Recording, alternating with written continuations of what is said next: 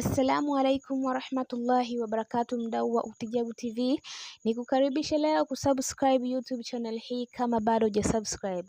Kulike, kushare na kutoa comment yako kwa ajili ya video zetu tunazoziposti. Habari.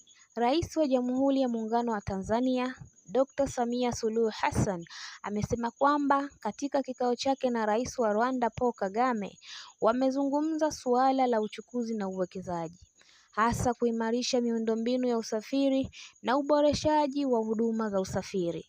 Rais Samia ameongeza kuwa 70% ya shehena za Rwanda zinapitia katika bandari ya Tanzania, ambapo zaidi ya tani milioni 1.6 kila mwaka zinapitishwa kwenda nchini Rwanda.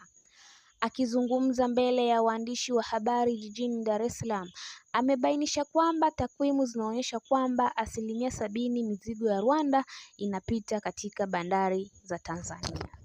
Kwa upande wa uchukuzi na miundombinu, vile tumegusia ili kukuza biashara na uwekezaji. Tumekubaliana kuendelea kuimarisha miundombinu ya usafiri na uboreshaji wa huduma za usafiri. Kwa wasiofahamu, takwimu zinaonyesha kuwa takriban 70% ya shehena za Rwanda inapitia katika bandari za Tanzania, ambapo wastani wa tani milioni 1.6 kila mwaka tunapitisha kwenda Rwanda, na ni wajibu wetu kwa sababu katika region sisi ndio tumejaliwa kuwa na bandari na wenzetu hawana bandari. Kwa hiyo ni wajibu wetu kuwahudumia. Polisi kanda maalum ya Dar es Salaam linachunguza kifo cha James Temba, mkazi wa Tabata Chang'ombe, wilaya ya Ilala.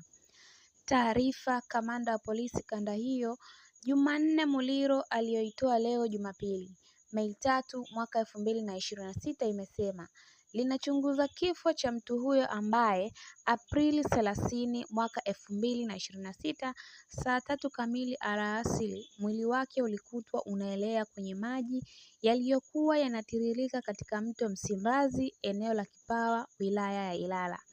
Kamanda Muliro amesema mwili huo, ambapo haukuonekana kuwa na kichwa, baadaye uchunguzi wa awali umeonyesha unaweza kuwa wa mtu aitwaye James Temba ambaye ni mwanafunzi wa chuo cha IFM jijini Dar es Salaam.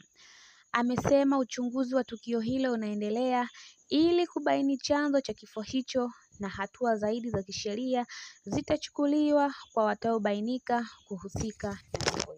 Asante kwa kuwa nami kuanzia mwanzo mpaka mwisho, na hii ni Uktijabu TV.